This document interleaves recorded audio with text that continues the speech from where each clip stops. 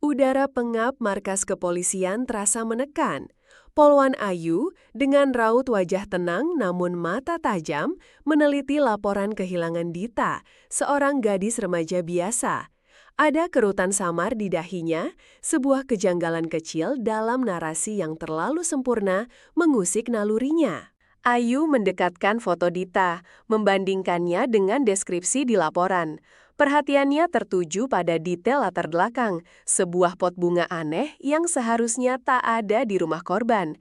Matanya menyipit, instingnya berbisik tentang sesuatu yang salah, sesuatu yang terlewat. Dengan keyakinan kuat, Ayu menghadap Komandan Rio, memaparkan temuannya. Suasana ruang kerja terasa tegang. Komandan hanya menghela napas panjang, menatap Ayu dengan pandangan meremehkan, seolah ini hanya imajinasi seorang polwan muda yang terlalu ambisius. Komandan Rio menepis teori Ayu mentah-mentah, menyebutnya berlebihan untuk kasus anak hilang biasa. Ia menyarankan Ayu fokus pada tugas rutin dan bukan mencari masalah tak ada. Raut wajah Ayu berangsur gelap, frustasi membanjiri benaknya, namun tekadnya tak goyah.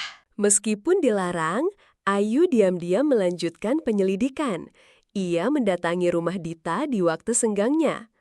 Bau busuk samar, seperti sesuatu yang membusuk, tercium dari halaman belakang, padahal laporan tidak menyebutkannya. Ada kesan kuat bahwa sesuatu disembunyikan.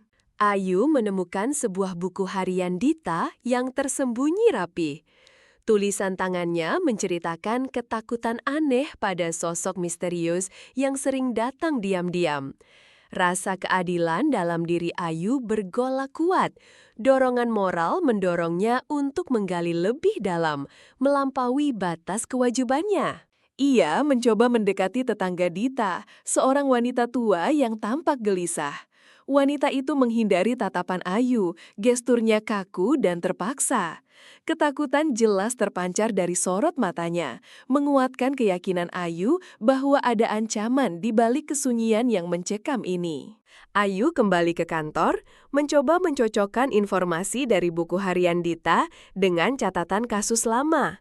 Sebuah kasus serupa, anak hilang tanpa jejak dari beberapa tahun lalu di kota yang sama, muncul di arsip. Pola yang mengkhawatirkan itu membuat hatinya bergetar hebat. Ia mencoba menghubungi keluarga Dita lagi. Namun, yang mengangkat adalah seorang pengacara mereka. Keluarga itu tiba-tiba mencabut laporan kehilangan, tanpa penjelasan, dengan nada suara yang aneh dan dingin. Ayu merasakan dunia seakan runtuh di sekelilingnya. Ayu menatap layar komputer, membaca berita lokal tentang Dita yang telah pulang. Namun, tidak ada foto atau wawancara dengan Dita, hanya pernyataan singkat yang terkesan buru-buru. Ayu menyadari, ini bukan akhir, melainkan awal dari sesuatu yang jauh lebih gelap dan rumit. Rasa curiga yang membara mendorong Ayu bekerja di luar jam dinas. Ia menyelidiki lebih jauh kasus lama yang memiliki kemiripan mencurigakan dengan hilangnya Dita. Arsip-arsip tua dibongkar satu persatu, mencari benang merah yang sengaja terabaikan. Ia menemukan sebuah pola yang mengerikan. Korban-korban adalah anak-anak dari keluarga rentan, dan kasus mereka selalu ditutup dengan sangat cepat.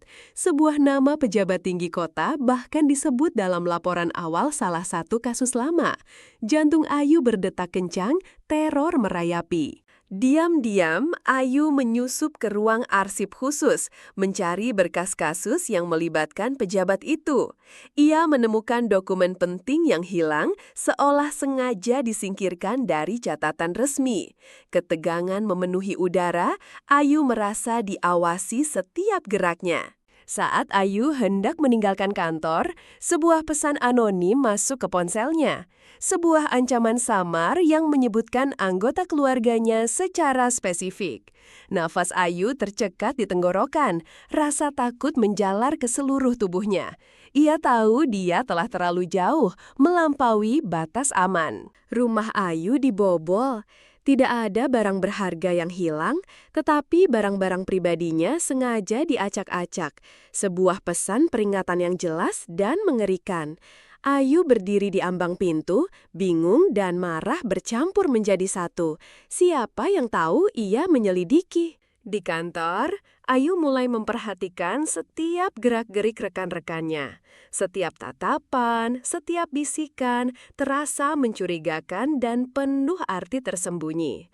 Ia merasa terisolasi, paranoia mulai merayap pelan, mencengkeram erat pikirannya. Siapa lagi yang bisa ia percaya?